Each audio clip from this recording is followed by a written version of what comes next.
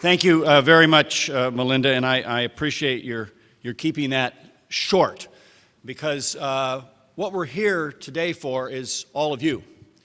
It is my great privilege to welcome you all, our students who are here, our visitors, our sponsors, thank you, all the corporations that make this happen, to welcome you on behalf of the entire University of Arizona community here to Tucson.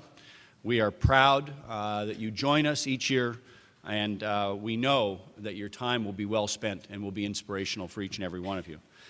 I have about 25 pages here that summarize the career of Terry J. Lundgren. But I will not go through all of those, because I imagine those of you in the profession, those of you who aspire to be in the profession, know Terry for the extraordinary leader that he is. We know he is chairman, president, and CEO of Macy's Incorporated. We know that he started his career in Southern California. He is, of course, one of our most distinguished alumni here at the University of Arizona. But I think with all of that background in mind, what I would like to say, especially as a leader of an organization that is going through complicated financial times like all of yours, I would like to say that from my perspective, and having known Terry for a few years now, he simply gets it. He simply understands how critical it is, no matter what era we're in, to develop talent, to reach out, to support in all kinds of ways, not just financially, but with precious time that he devotes to this conference, to support young people, to inspire them, to give them an opportunity to follow in his path, and I'm sure he would agree with me, to take that path to even greater heights. And so the real privilege for me in the opportunity to introduce Terry Lundgren, who needs no introduction, is to say this is an individual that inspires us all. This is someone that those of us running universities, a different form of business, a different form of retailing, if you will, a different product, can find inspiration in his leadership, can understand that we're all about the development of talent. We're all about emphasizing quality. And as we all make hard decisions in this day and age, we turn to leaders like Terry Lundgren for our inspiration. So young folks out there, it's not just you who look to people like Terry. It's me as well. And so without further ado, Terry, the microphone is yours. Thank you again for being with us. Thank you very much, Dr. Thank you, Dr. Shelton. And thanks particularly for all of your support for the retailing program at the University of Arizona, which is clear to me is already #1 in the country, but our next goal is to take it to some other level at beyond #1. That's our goal. We'll never stop aspiring for that. And I also want to thank the students, because I get a lot of my inspiration from the students. And yesterday I had a great day. I went onto campus, which I always do when I'm here. I wish we could find a hotel with all of these facilities and the room size that we have here right next door to the University of Arizona, so that we could all spend as much time there as, at least as I try to do, because it is an effort. It's 30 minutes away. But I would encourage you to do so when you can on your own time, because the new center that's up and operating and functioning is really fantastic, and the students that are there and part of it, it's just very, very exciting. We had a 20% growth in enrollment in the retailing program. We're now going to have 500 students graduating from the program, which is the biggest in the country. So we're just getting going. As we said last night at a great dinner, our goal is to have that place so packed that we're going to have a bigger building, someday. And this one just opened a few months ago. So it's very exciting to be part of that, but particularly to meet all of the fantastic students here who are interested in retailing. And I always say this, and I want to say it again and again and again.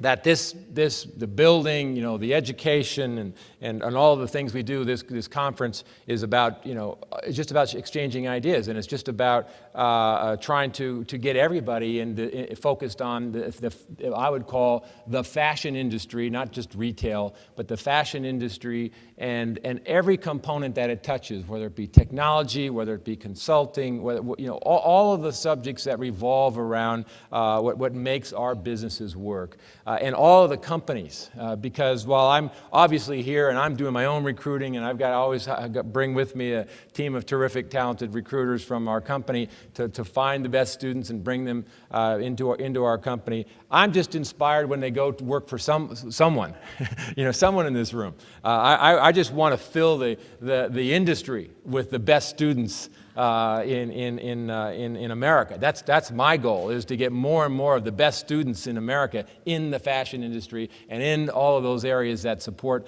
the fashion industry. And obviously I'm selfish. I want Macy's and Bloomingdale's to get a lot of them, but if we don't get them, I want the rest of you to get them too. So that's my opening. Let me jump right in, and I'm going to start with the reality and the tough news, and show you a slide here that was a cover of the Wall Street Journal in January, and that's a pretty colorful picture for the Wall Street Journal if you read that publication. And I wasn't very happy about it, but the reality is, and there's a whole lot of other stores that did as bad or worse than this group. Unfortunately, it was ugly.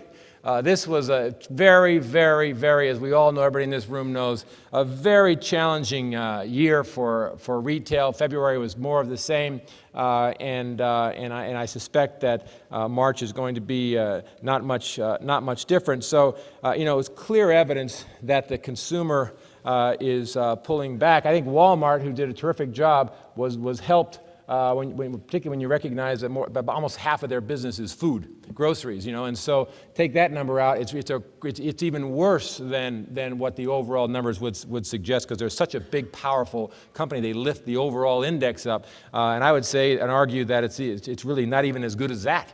And then your next slide you'll see is that. This is how the year turned out. That was December, but this is how the year turned out, and clearly one of the worst years on record for our industry. This is just a department store group. If you threw in the specialty stores, you'd see something very, very similar to this. Again, the first two guys. One is a lot of food. The second target, I think, some 20-25% groceries in their case. If you take those numbers out, it just really doesn't look very, very, very good across the board. And that's the sobering facts of what we're all facing here. These are extraordinary times. People have said, well, I'm trying to compare this to, the early 70s. I'm trying to compare this to what happened post 9/11. I'm trying to compare this to this and that and the other thing. Good luck, because I've been at this for a bit, and I haven't seen this movie before. This is something that's very different, and we haven't really clearly understood how the consumer is going to behave over time, and what impact this will have on the consumer over a longer stretch and period of time. And it's really because it's sort of this tsunami of bad news, that all kind of happened. And I'm sure related to one another, but the first thing we all heard about, I think, was home values and the decline of home values, and certainly that was a big deal if you were trying to sell your home. But most people were not trying to sell their home, so while it was a big deal and it was unfortunate news, it wasn't really changing the lifestyle of most people on the early stages. So we got kind of through that. It was bad news, and gasoline prices were high back then, and we were facing those things. But people were adjusting and dealing with it. Yes, cutting back a little bit, but we could handle that. We could get through that. And then all of a sudden, the stock market had its big impact, big negative impact. That had a much broader impact on people because, while not everybody's into the stock market or a big part of their financial portfolio is into the stock market, a lot of people have a 401k, and so that, when you're thinking about retirement and that what that means to you personally, that does hit home. And that all of a sudden made people feel like they're just not as wealthy as they once were. So now it started to get a little broader when the stock market got involved. Then it started tightening up your credit. And I see that in my own businesses where our credit card business, we have a very, very big and robust and successful credit card business. Almost half of our business is on the Macy's charge card or the Bloomingdale's charge card, which is very high in terms of penetration. And we have a Visa component of that. But we sold our credit card business to Citigroup a few years ago, which was a very good idea a few years ago to sell your credit card portfolio. Not so good for them, really good for us. And who knew? Because it was a very different time. But having said that, they're tightening up the Visa component. We wouldn't let them tighten up the Macy's and Bloomingdale's component, but they were tightening up the Visa component, and customers' credit was shrinking. So they used to have a $2,000 limit, and then now if they were only spending $500, their limit got dropped to $500. And it was just almost arbitrary. Just get it down to the number to reduce the risk of the credit card companies, not to be proactive about getting business. Reduce the risk. That was the focus, and that's a problem. That's a problem a bit. It's not a problem to tighten credit for those who need to get slapped, because they're spending so much and beyond their means. That's a category of people. But when they start tightening credit for everyone across the board because maybe they have 2 mortgages. By the way, somebody who had 2 mortgages used to be our best customer. That used to be the ones you'd want to give more credit to because they had 2 mortgages. Now that's a high-risk customer, and they want to take your credit away. That everything has really turned upside down in the credit industries, and I'm worried about that piece. But all of those things, as bad as they are, the biggest single problem we have is jobs. That's the number one issue, because we've gone from 4% unemployment to plus 8%, and that number will grow. I'm certain of that, because a lot of the announcements have not hit the payroll books yet. So that number, unfortunately, will grow beyond the over 8% that it is today before it gets any better. And that's the biggest problem, because if you're out of job, you are not spending, right? Okay? But if the person next to you lost their job, all of a sudden you look and say, I wonder if that's going to happen to me. And you're not spending either.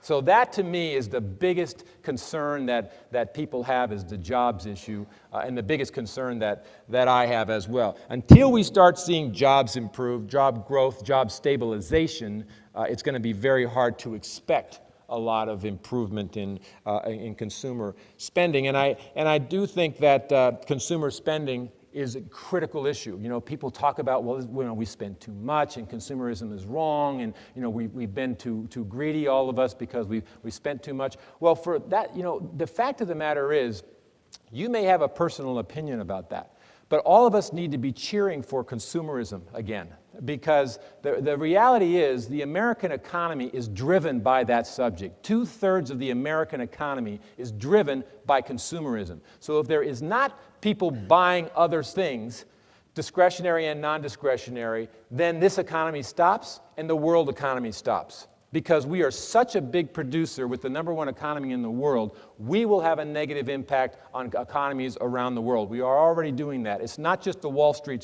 phenomenon, absolutely not. It's much more driven by our reduction in spending, and therefore the reduction in production by other companies or other countries around the world that is slowing down their growth and creating issues for countries like China, and that you thought were impervious to any kind of issues or concerns just a year and a half ago. They are definitely slowing down. Their unemployment is going up dramatically.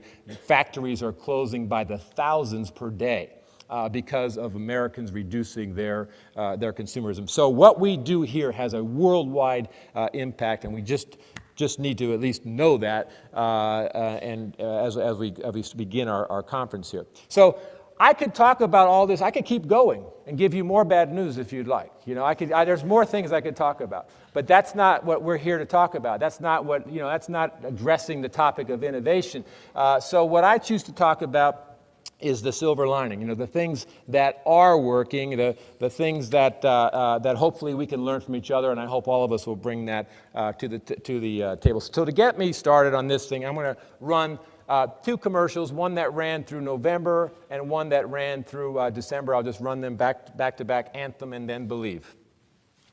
Okay, so I'm going to ask you a question. For those of you who have cell phones, pull out your cell phone. I usually say put your cell phone away and turn it off. This time I'm going to say pull out your cell phone, turn it on, and text a message to this phone number and text just a simple letter Y if you have seen either or both of these commercials, or N if you have not. And the number here is 646-201-6370. And what later on in the day, we'll give you the feedback because I want to compare your answer to the answer of what we've received from a gigantic survey from Advertising Age after the holidays. So the two commercials were timed appropriately, I think, and in fact, the first commercial about the history of the company and the involvement of all of the various personalities with the entertainment industry and other industry, fashion industry, were about trust.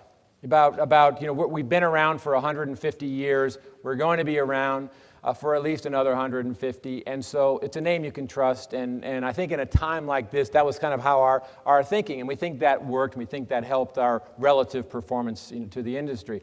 The second was more about obviously the holiday period, but it was about giving back. It was about remembering the positive, experience you have when you wrote your letter to Santa Claus and you dropped that letter off, and believing again in the good things in life. And so those were our goals and our objectives. And it was fantastic because it was certainly, we were trying to drive traffic, obviously. Okay, so the child had to write the letter and bring it in to the mailbox inside of Macy's. We had a mailbox inside of every 800 Macy's store across the country, and usually when the little kid comes, they bring their parents. And so it was certainly, there was motivation on our part here, obviously, but we also said we wanted to connect with, from another dimension, and that, I know some other speakers will talk about that, and that was for every letter we received, we would give $1 to the Make-A-Wish Foundation, which is the Child's Cancer Make-A-Wish program, and we received 1 million letters from kids. So we were very pleased to be able to go on the Today Show and hand a check over to the CEO of the Make-A-Wish Foundation for $1 million in late December. So it was something that I think resonated with a lot of people. So that to me is something that works. I mean, giving back and doing it in the right, relevant way, and doing it in a way that obviously you can afford, does resonate with consumers. Some categories that worked and that we're continuing to see are working. For us, it was the shoe category. It happened to be driven by boots in the fall, still selling boots now. Of course, that will change as the weather changes. It's not like this weather everywhere in the country, just so you know, if you are students here and just living here. So boots sold extremely well. So I do think that was driven by the cold weather as well as a fashion component that was happening this last season. And cold weather accessories that to me was more of a value reason why scarves and mufflers and gloves and things like that were selling in colors, because it was an inexpensive way to update your look as you're coming into the workplace or coming to an event or activity. And women's suits, just a simple suit. You can get a suit like this for under $100 at Macy's, and so I think that just became a value message to consumers. About I'd love to have a Ralph Lauren three-piece outfit, but instead I'm just going to buy the simple unbranded or less known name brand suit, because it is a good value, but I can put it in a Macy's bag and feel good about it. So I do think that the value issue was loud and clear across what was working for us. Same was true of the jewelry category, but the opening price point jewelry. And then housewares was a little bit of a surprise to us. The pots and pans and the tableware and the like. That was a little bit of a surprise to us because the home furnishings business, I think nationally, was very, very challenged, often tied to new homes and remodels, which was not happening, of course. But we believe the reason why the housewares component of home furnishings worked so well, and was actually ahead of last year and continues to be ahead of last year for us, is because people are dining in. Again, a money-saving idea. They're dining in, and they want their table to be set where they can have friends come over and feel good about entertaining. And so we do believe that was a connection point. And in our case, we had two other things that worked extremely well. Were Tommy Hilfiger as a brand and Martha Stewart as a brand. Martha Stewart became the largest home furnishings brand in our company, and the reason was, in our view, supply and demand. We had those brands exclusively, and so there were, if you wanted it, you had to come to Macy's to get it, and so there. And then the next thing that worked well was events. And we're doing that now. We're trying to figure out how do you translate events into the cash register. I mean, because they're not automatic. But I just strongly believe that there's a traffic problem. You have to draw traffic into your stores, and events are definitely doing that for us. I mean, we're getting record attendance at any event that we do right now. The obvious is the Macy's Thanksgiving Day Parade. We have a helicopter that does block photographs of the streets around the parade route. And this year we had 5.5 million approximately people on the streets of New York. It's not exactly 80 degrees in New York in November around Thanksgiving time. So people are bundled up. We had 5.5 million people on the streets of New York City watching live the Macy's Thanksgiving Day Parade. That was the largest number in our history, but even more impressive, we had 50 million viewers on TV, 50 million. Not just in America. Now they're watching it in countries that obviously don't celebrate Thanksgiving, but they're watching it for the fun of the event and the activity. So attendance at our Martha Stewart shows up and does a book signing in one of our stores in the middle of the country, and we have 1,500 people lined up, outside the door for that experience. Tommy Hilfiger goes to Chicago. There's the Mayor Daley of Chicago, and we're in State Street store. There's 1,000 people there to watch the lighting of the great tree. And to sign up to get his autograph afterwards. So, and now we've signed up Clinton Kelly, who's What Not to Wear star. We've got him going from store to store to store to store. He's going to dress 260 women and get them into the right clothes and the right look across all of our stores across the country. It is actually more women that he will dress there than he's dressed in the last 8 years of his TV show, What Not to Wear. And so and he'd say, "You guys are killing me. You're working me to death." He said, but he goes, "You know what? I love it." And the best part is he's giving me feedback on what our customers are saying and what they want and how that's all going to translate into hopefully to future sales. So people are turning out for these events, but if I had to say what it is, I'd say perceived value, very, very important. They like the brands. If the brands can be at a value, that's very important. These events are obviously extremely important. Getting lots of people in our store whenever we have a personal appearance or a special event. I call it free entertainment. And then finally, the things that are in most limited supply. Obviously, it has to be a demand for it, but brands like Tommy Hilfiger, brands like Donald Trump, brands like Martha Stewart that are exclusive, brands like that, where if you want it, it's only sold in one place, and that's wherever store you happen to be in. I do think that focus on that limited distribution product, and not just private label, but if you can get a brand that's exclusive to you, I do think that's a big value and a big bonus. The other thing that's working for us is My Macy's, and this is something we began this past year in March a year ago.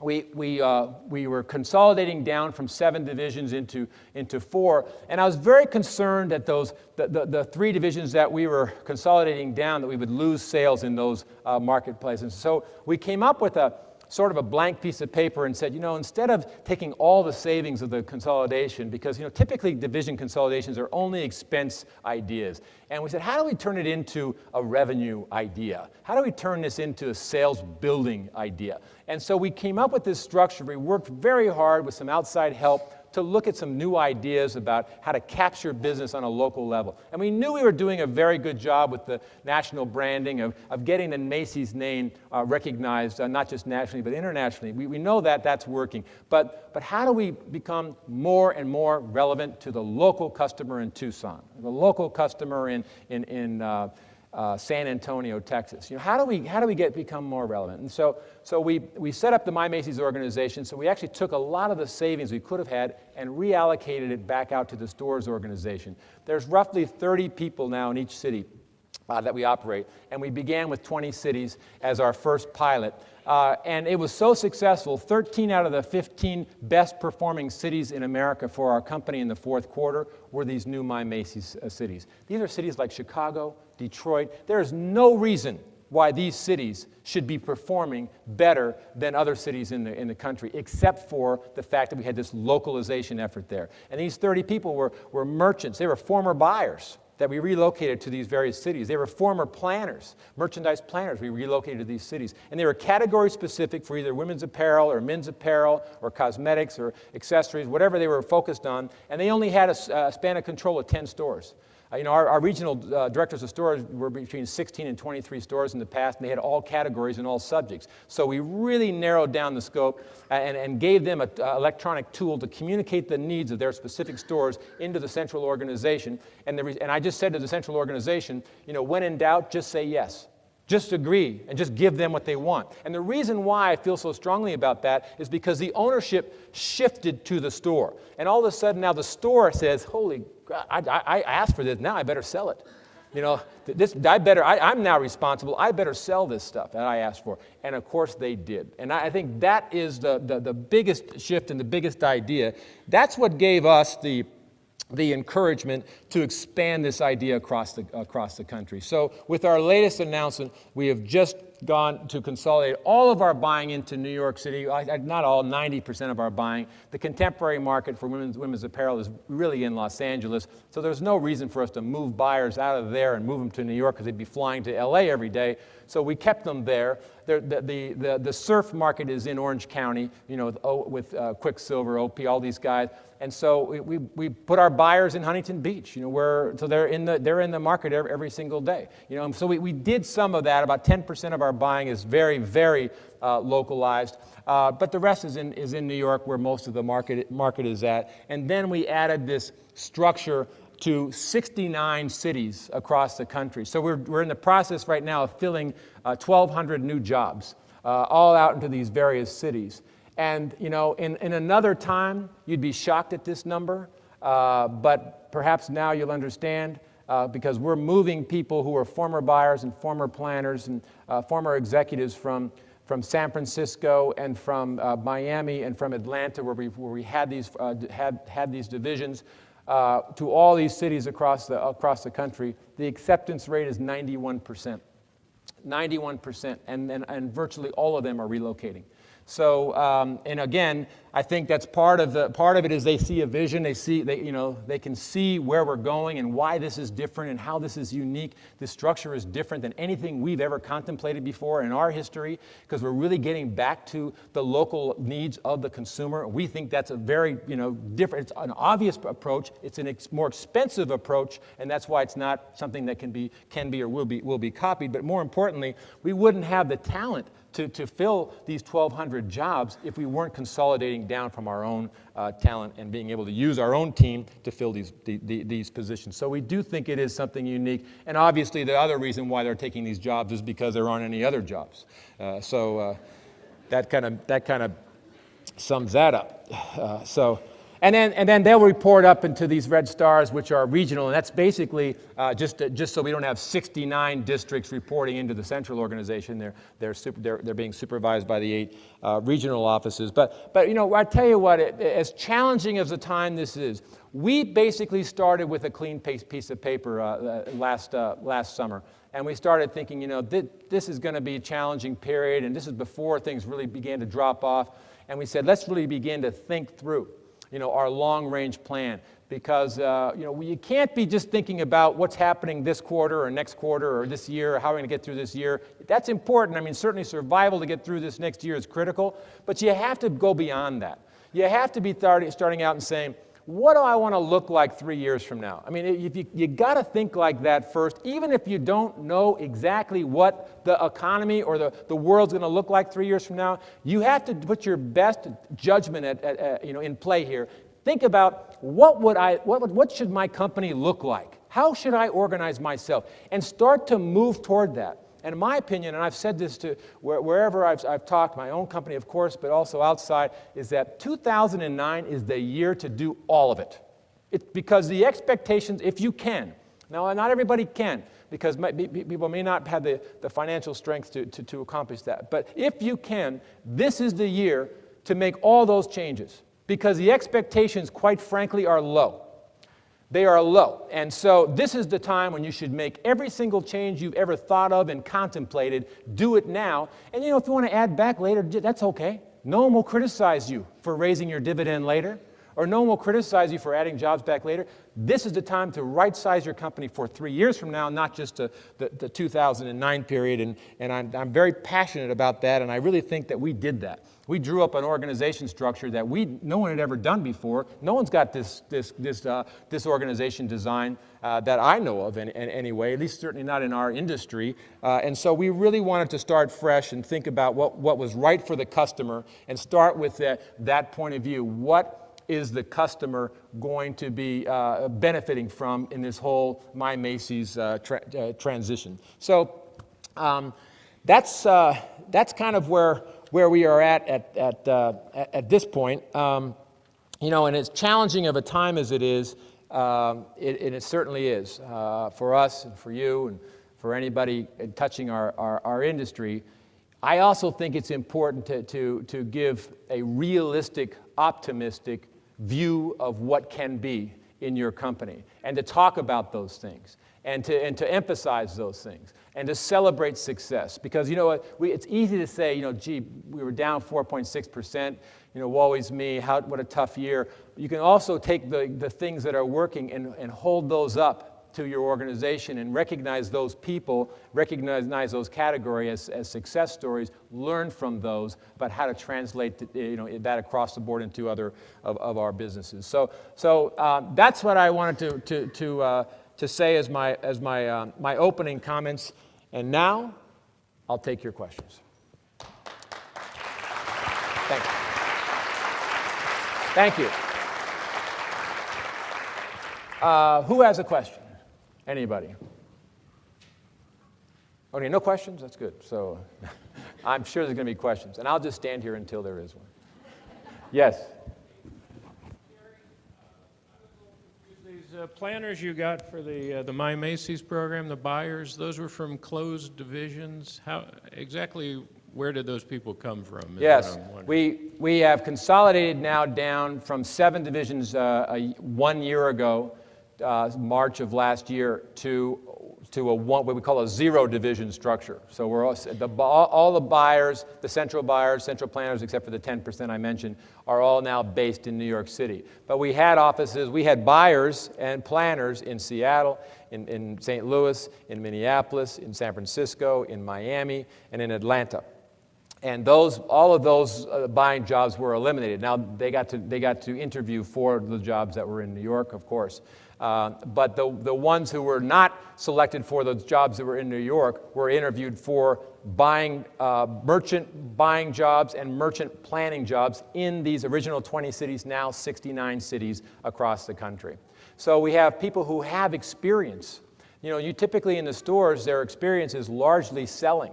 Selling and selling management. Now you've got people in the supervising the stores organization with buying and planning experience. And with the job scope of only 10 stores to supervise, they can have a tremendous amount of impact on what goes into those stores and the knowledge base about those stores that we just simply couldn't. There's no technology, no computer report that can tell you what we didn't have when the customer who walked into our Tucson, Arizona store asked for something that we didn't have. There's no technology that feeds you that information. And so having people there who are working with our top managers, working with our top sales associates, and interacting with customers in stores every other day, I do believe it's a very unique opportunity for us to get the right product and the right size, the right color, the right weight of fabric, style that is most beneficial and most wanted by the local customer. Yes?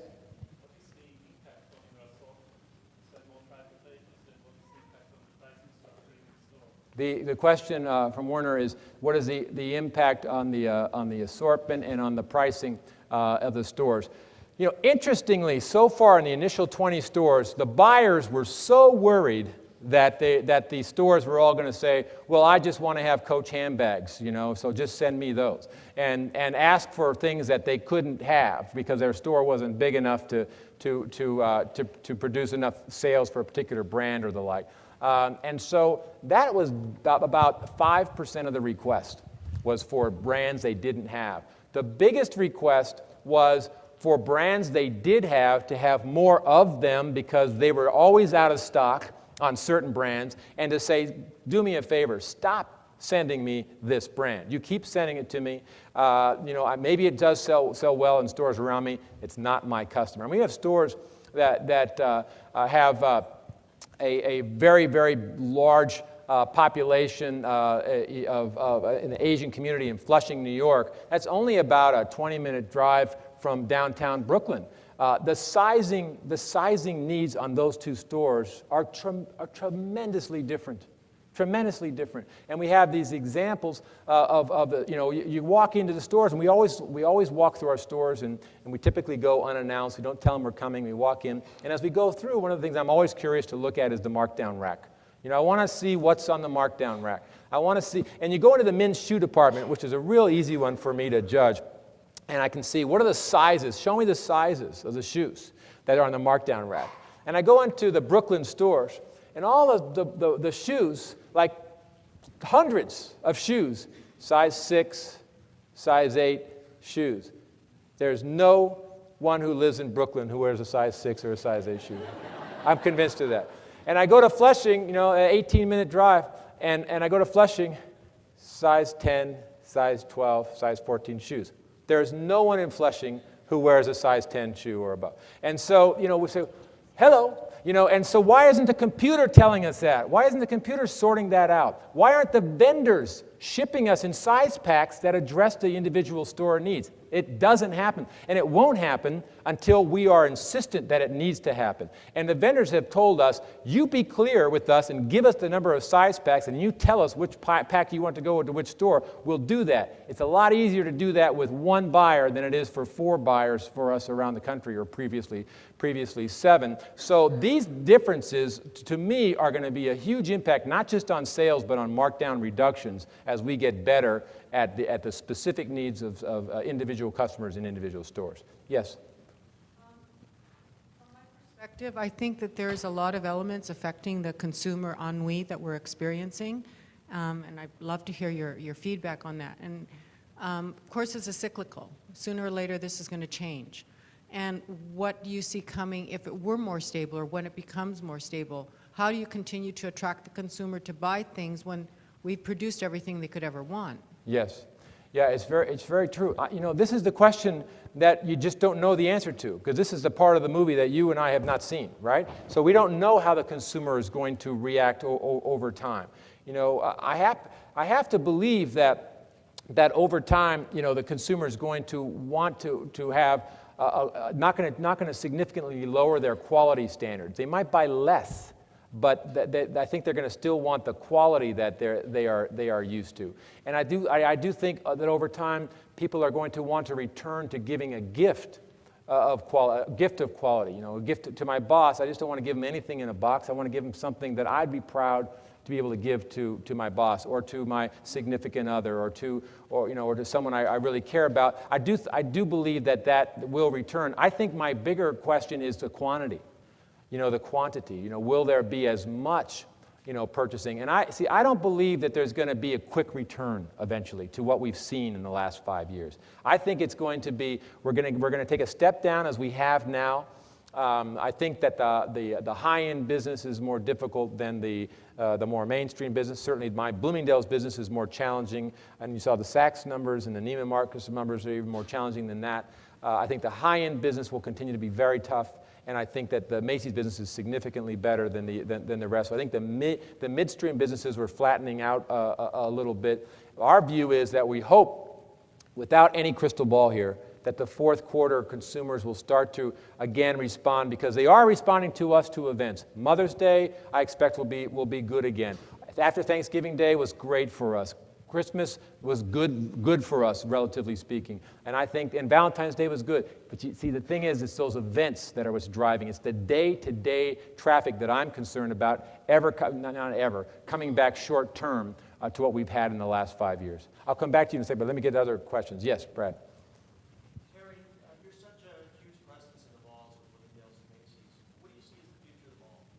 The malls are, of course, a big, we're connected at the hip with the malls because in most cases the shopping center doesn't get catalyzed without someone like ourselves or someone like Kohl's or someone like Penny's or one of the not Kohl's necessarily, they're more on the off the mall, but Penny's or even a Saks in a smaller way or a Neiman Marcus. They're all mall based, Nordstrom's, so that the mall doesn't happen until we all sign up or one or two of us sign up.